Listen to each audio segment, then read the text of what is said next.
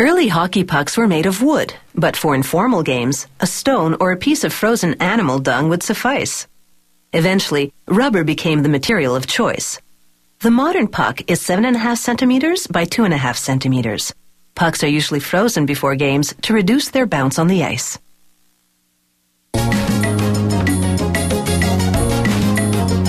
"11 different ingredients go into making these rubber hockey pucks. The recipe begins with natural rubber. 2 types of oil make the rubber durable. Certain minerals act as curing and anti-aging agents. And a form of coal dust called carbon black serves as a filler. Workers feed the ingredients into a preliminary mixer. First the slabs of natural rubber, then antioxidants to lengthen the rubber's lifespan, then one type of oil to help blend in the dry chemicals, then another type to refine the rubber's rigidity level, then additives such as calcium carbonate and sulfur to help cure the rubber during the molding process. And finally, the carbon black filler.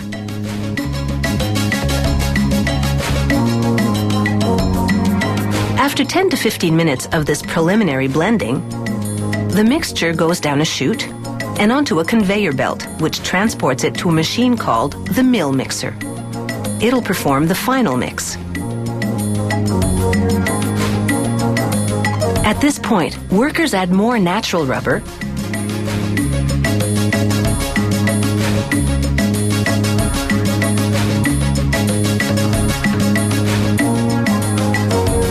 then they add another harder rubber that will make the hockey pucks more resilient. The recipe is formulated to produce a very hard rubber, one that can stand up to the rigors of repeated blows from a hockey stick. It's critical that the ingredients blend evenly. That's why workers continually cut the rubber while it's mixing.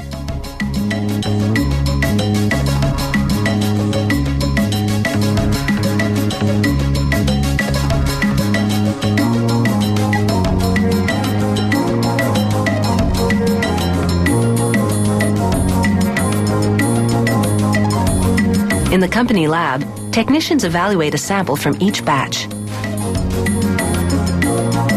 This device is called a rheometer. It analyzes what's called the curing curve, how the rubber hardens and to what degree.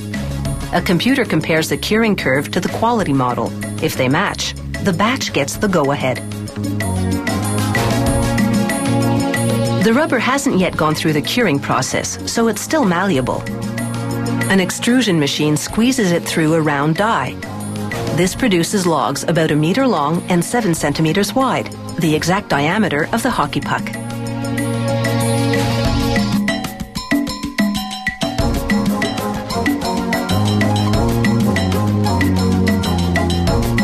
The next machine slices each log, like a loaf of bread, into 39 pieces. Each piece is 2.8 centimeters thick.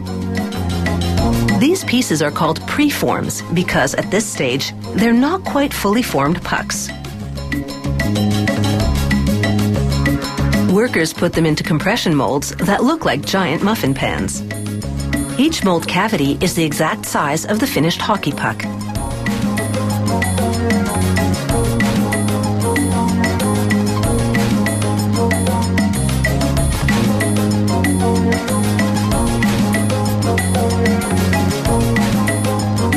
Cover goes on.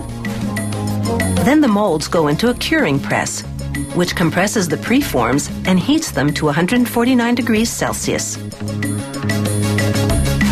It takes 18 minutes for the rubber to cure.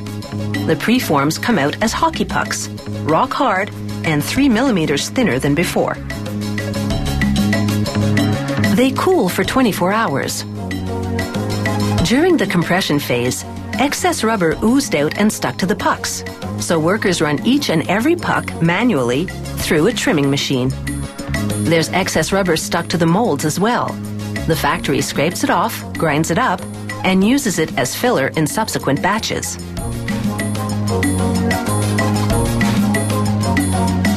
The mold embedded a dimple pattern on the puck's edge. This texture creates friction between the puck and hockey stick. The more friction, the better stick handling, and the greater the hockey puck's net worth.